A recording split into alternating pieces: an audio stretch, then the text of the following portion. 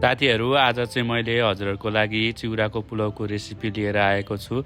भिडियोलाई स्किप नगरिकन पुरा हेर्दिनु होला है। यो चाहिँ हामीलाई चाहिने सामानहरु। तपाईले यसलाई यसरी काट्न सक्नुहुन्छ। अब पकाउनको लागि प्यानमा तेल राख्दै छु म।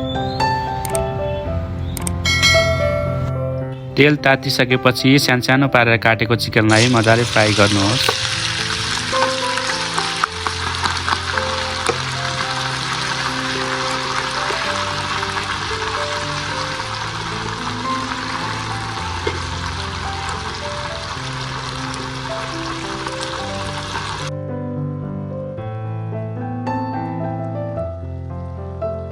मासुलाई रातो हुनिन्जेलसम्म पकाउनुहोस्।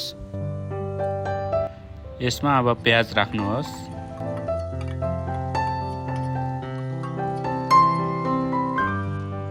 गोलभेडा राख्नुहोस्।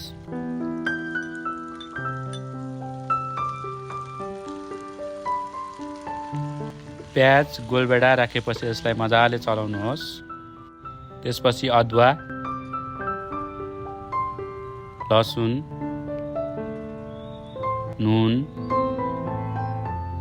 खोर्सानी, बेसार, मरिचको धुलो र हरियो खोर्सानी काटेको राखिदिनुहोस्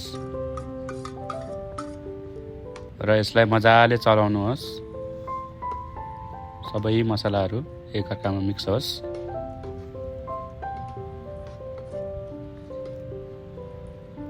त्यसपछि यसलाई एकछिन छोपिदिनुहोस् मजाले पाक्नको लागि। चिउरा लिनुहोस्। यसलाई एकैछिन भिजाइदिनुहोस्।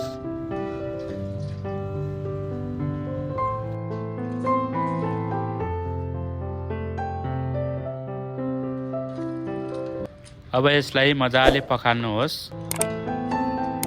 त्यसपछि यसलाई मजाले पानी तराउनुहोस् बिस्तारै बिस्तारै।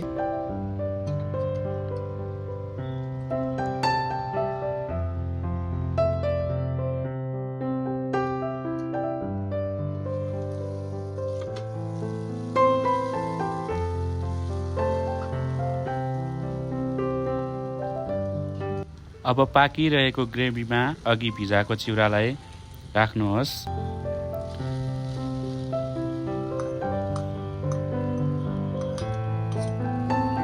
त्यसपछि यसलाई मजाले चलाउनुहोस् बिस्तारै बिस्तारै ताकि हाम्रो ग्रेभी सबै चिउरामा लागोस्।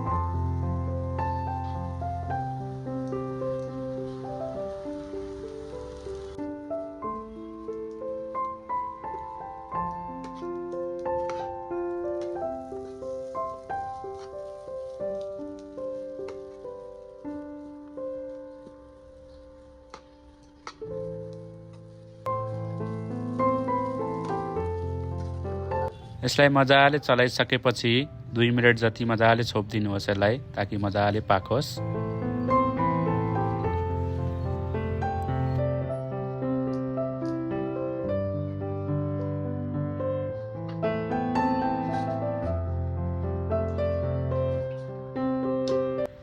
एक 2 मिनेट पछि यसलाई खोलेर मजाले चलाइदिनुहोस्।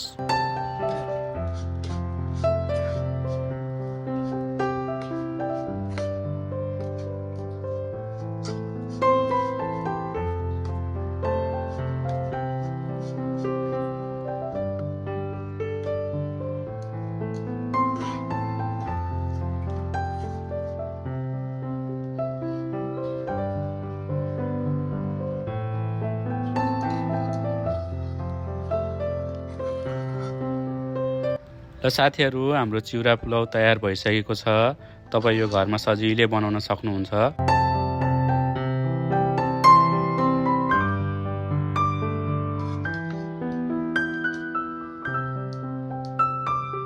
साथीहरू तपाईहरुलाई यस्तै रेसिपीको भिडियो हेर्न मन लागेमा सेफ किसानलाई सब्स्क्राइब गर्न नबिर्सिनुहोला। साथसाथै शेयर, लाइक, कमेन्ट गर्न पनि नबिर्सिनुहोला। धन्यवाद।